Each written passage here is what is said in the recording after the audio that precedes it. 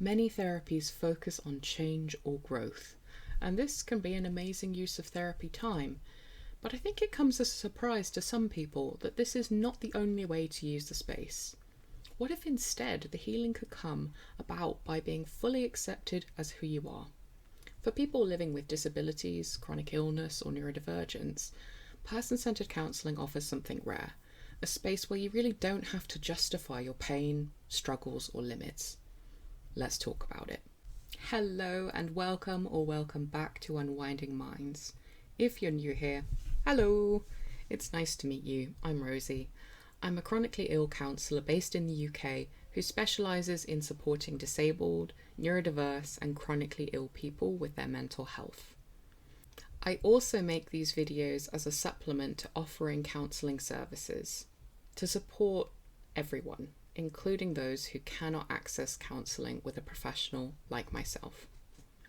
It's important to state, however, that these videos are not a substitute for counselling. They never will be.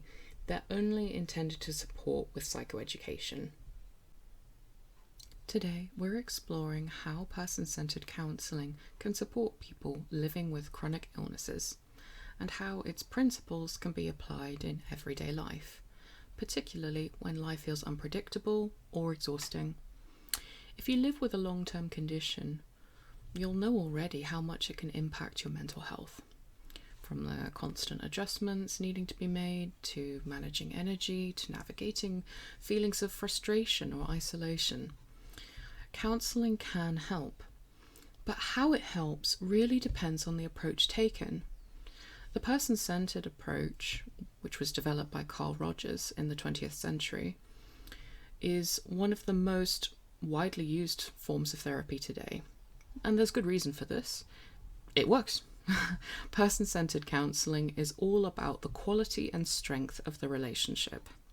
It doesn't treat you as patient or doctor, but rather as two people who are both human and figuring things out together. At its core, it's quite straightforward. It focuses on creating a space that's non-judgmental, empathetic, and genuine, or authentic. These are often called the core conditions. Rather than giving advice or trying to solve the problem, person-centred therapists offer a relationship where you can explore what's going on for you at your own pace. In a modern context, this approach can feel particularly refreshing. We live in a world that often rushes to label or fix things, but the person-centred model invites us to slow down, to look inwards with honesty and curiosity, and from that place we can challenge the things that aren't helping us, and maybe even embrace the things that are more precious to us instead. When you're living with a chronic illness, it's easy to feel reduced to your condition, especially in medical settings. The focus tends to be on symptoms, test results, or what's not working. In contrast, person-centred counselling focuses on you, not just as a patient, but as a person navigating something complex and difficult. It can offer the space that you might need in order to process how your illness is affecting your identity and your daily life.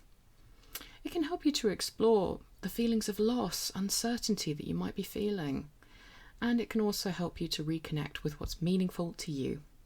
And it can help you to develop maybe a little bit more of that compassionate relationship with yourself, which many of us do struggle with.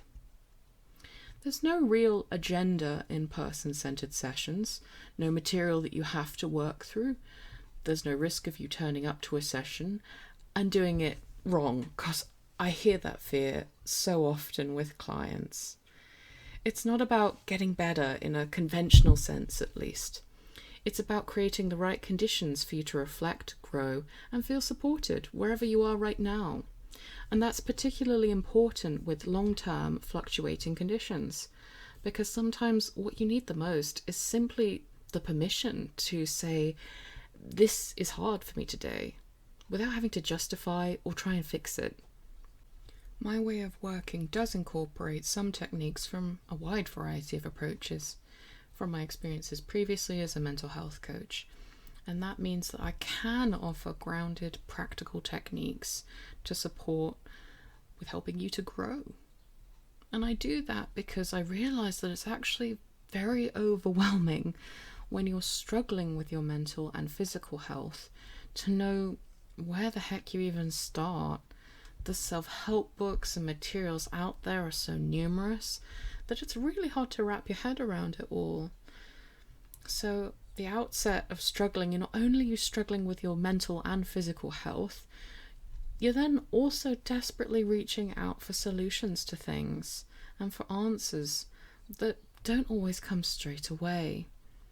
To me, a blended approach can be great, but to many, staying in one approach, one or the other, can be really helpful, and there isn't really a right way, just more or less effective for you, the individual.